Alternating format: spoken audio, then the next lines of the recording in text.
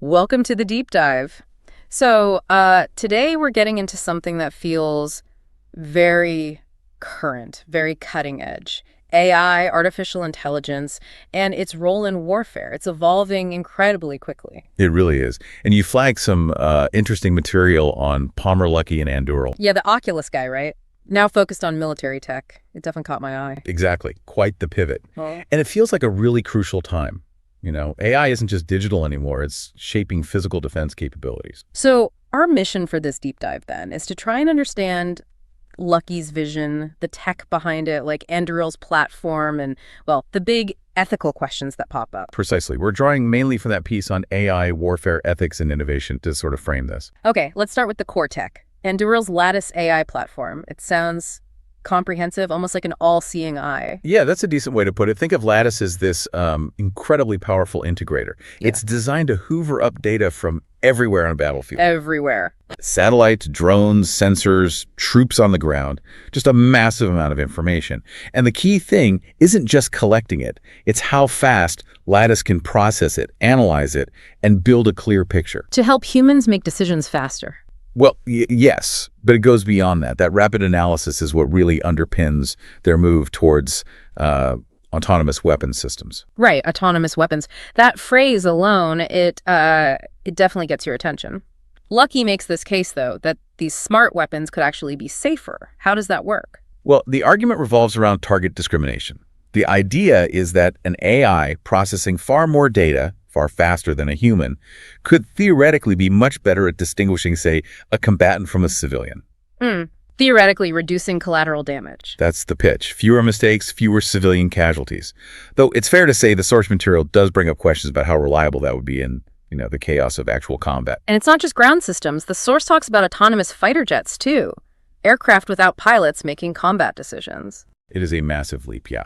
We're talking AI-powered jets that could fly alongside piloted planes, like a super capable wingman, or potentially operate entirely on their own. Making their own moves based on algorithms. Based on machine learning, battlefield data, Yeah. executing complex maneuvers, reacting to threats in real time, potentially faster than a human pilot could.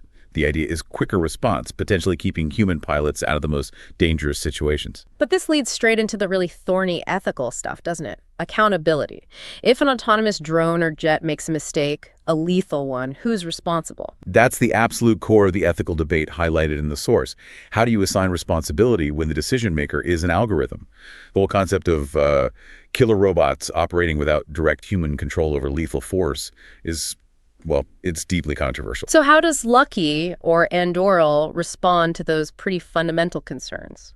His perspective, at least as presented, is very much framed by strategic necessity. He argues the U.S. has to lead in this tech. Why? Because rivals are developing it too. Essentially, yes. Particularly mentioning China. The argument is that staying ahead, maintaining a strategic advantage, requires embracing AI, even with the ethical complexities.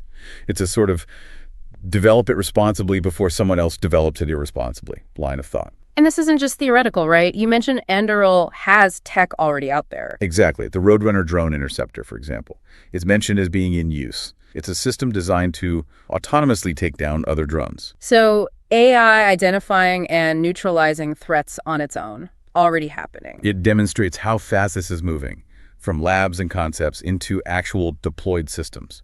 It's not science fiction anymore. Which brings us right back to that central question from the reading.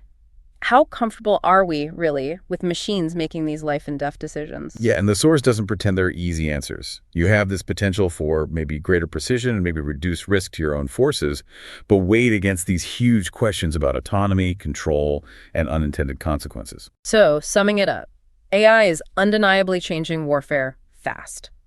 Companies like Anduril are pushing the boundaries. There's a promise of effectiveness, maybe even safety improvement. Yeah, a huge but. The ethical side, the accountability, the control, these are massive issues that need constant scrutiny as the technology gallops ahead. It really makes you think, doesn't it? About the future of security, the kind of world we're building, and where that line is for human judgment when the stakes are literally life and death. Absolutely. It's a conversation that has to happen, and it needs to keep pace with the innovation itself. What does true oversight look like when machines can act faster than humans can react? That's something for all of us to consider.